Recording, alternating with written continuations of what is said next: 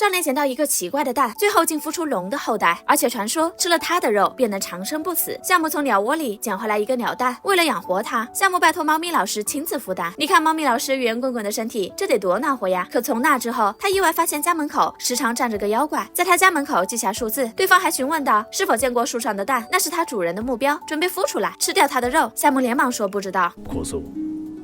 妙な気は起こさぬことだ。好在对方并没有发现什么破绽。接下来，在猫咪老师和夏木的精心照顾下，蛋终于有了反应。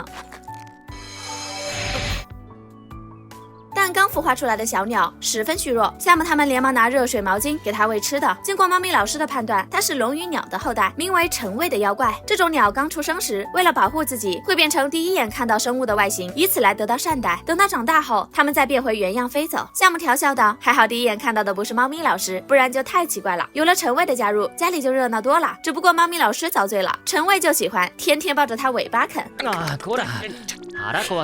陈卫非常黏夏木，趁着他去上学，自己拆家做了个窝，还邀请夏木一起来玩。如此可爱的陈卫让夏木无比怜惜。猫咪老师大呼没良心，明明是自己亲自孵化的他。作为龙的后代，陈卫生长很快，几天便和猫咪老师差不多了。几人一起度过了一段非常温馨的时光。但突然，陈卫不愿再进食，这把夏木和猫咪老师急得团团转。而这是因为陈卫发现快长大了，而他一旦长大，就必须变回本体离去，再也无法和夏木生活在一起。同时，之前的不速之客也找上门来，他察觉到陈卫的气息，准备来抢走他。